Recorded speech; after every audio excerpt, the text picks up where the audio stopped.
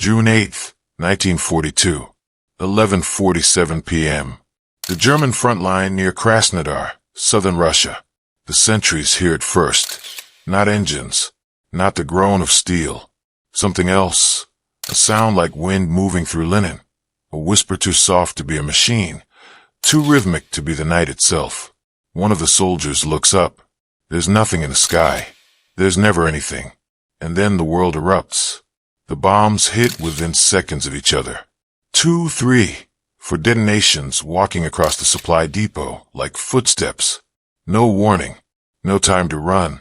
By the time the men reached their anti-aircraft guns, the aircraft, whatever it was already gone, swallowed by darkness. In the morning, the Germans found the craters, counted the dead, and filed a report that used a word that would haunt the Eastern Front for 3 years. Nachthexen, night witches. They had laughed in the beginning. When word spread through Wehrmacht intelligence that the Soviet Air Force was deploying an all-female bomber regiment, flying biplanes, no less, fabric-covered crop dusters that a competent mechanic could have built in a barn, the response was derision. Propaganda. A Soviet show of desperation, so transparent it was almost amusing. The Polikarpov P-2 was a trainer aircraft.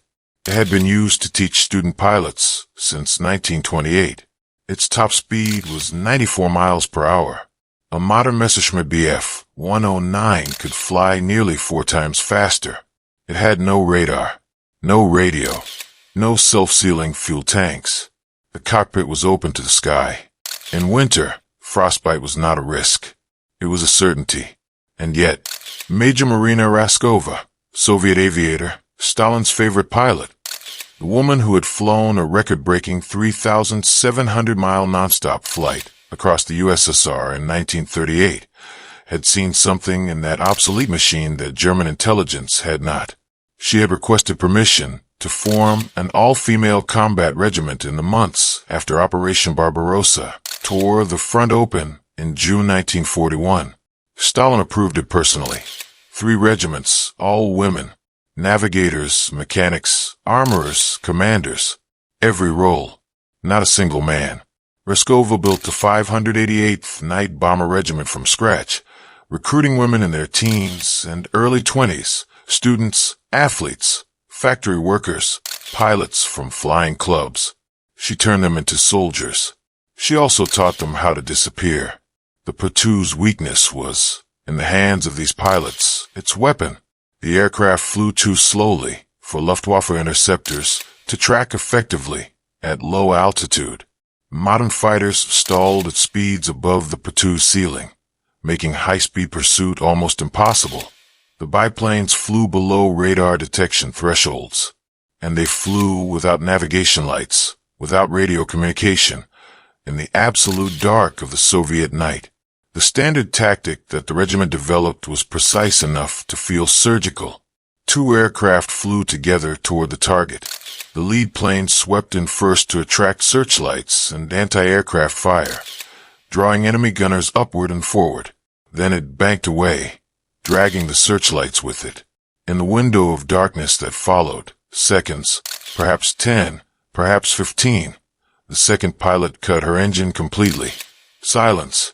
The P-2 glided in on nothing but momentum and wind, invisible and inaudible, the pilot adjusting her descent by feel, by instinct, by the dim shapes of rooftops and treelines below.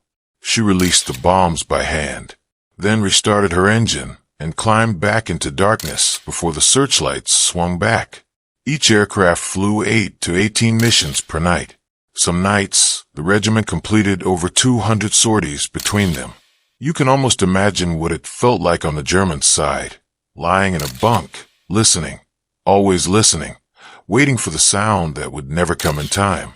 The Germans offered an Iron Cross to any pilot who shot one down. It was not easy money. The P-2 was nearly invisible to radar and too slow to be reliably intercepted by high-performance fighters.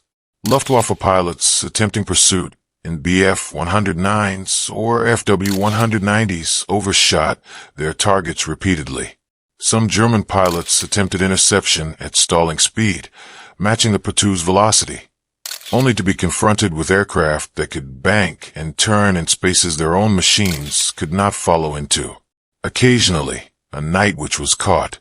The Patou's fabric and wood construction made it fire like a match. A single incendiary round was often enough. The regiment suffered losses. Real ones. Friends burned in cockpits that had no armor. Navigators who kept flying after their pilot died at the stick, guiding the aircraft home by instinct and terror.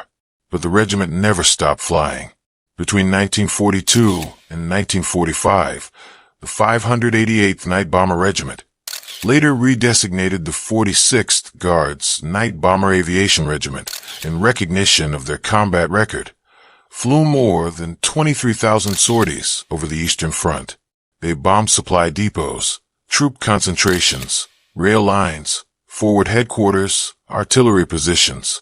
They operated over the Caucasus, Crimea, the Kuban bridgehead, the Taman Peninsula, and deep into Poland and East Prussia as the front rolled westward. 23 of their pilots and navigators received the Hero of the Soviet Union, the highest military honor the country could bestow. The average age of the regiment's pilots, when they began combat operations, was 20 years old. The most decorated pilot in the regiment's history was Lieutenant Natalia Mechlin, who flew 980 combat missions. Navigator Yevgenia Redneva completed over 645 sorties before she was killed in action in April 1944, aged 21. Pilot Yekaterina Ryabova flew in weather that grounded most aircraft in the Soviet Air Force. Squadron Commander Paulina Gelman was 20 years old when she flew her first combat mission. She flew 860. None of them had been soldiers before the war. Most had been students.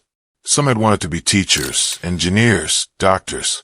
The war found them before they had finished becoming the people they intended to be, and they fought it anyway, in open cockpits, at night, in aircraft that predated the conflict they were fighting. Major Raskova herself would not survive to see how far her regiment would go. She was killed on January 4th, 1943, when her aircraft went down in a snowstorm near Saratov while leading a formation to a new base. She was 30 years old. The Soviet Union gave her a state funeral, one of the first women in Soviet history to receive one. Her ashes were interred in the Kremlin wall. The regiment she built flew on without her. The war on the Eastern Front was a war of numbers that strained comprehension. Millions of dead, thousands of square miles of scorched earth, years of unbroken industrial slaughter. It is easy, in the scale of it, to lose the individual. But the 588th was always individual. 2 women in an open cockpit at midnight over hostile territory, with fabric wings and no armor and a cargo of bombs hanging beneath them in the dark. The navigator reading the map by starlight because there was no other light to use. The pilot counting seconds with her engine off, calculating descent by feel alone. The Luftwaffe had given them a nickname meant as contempt. The regiment wore it like a medal. By 1944, German soldiers on the Eastern Front reported being unable to sleep on nights when they heard the sound, or rather, when they did not hear it. The silence before the bomb. The specific, particular silence of an engine cut above the tree lane. The night witches are coming. They flew 23,000 missions. They dropped over 3,000 tons of bombs. They terrorized the most experienced army in Europe for 3 years, an aircraft designed for crop dusting, flown by women who had never imagined themselves capable of this. History has a habit of underestimating the people it overlooks. The night witches were not overlooked twice.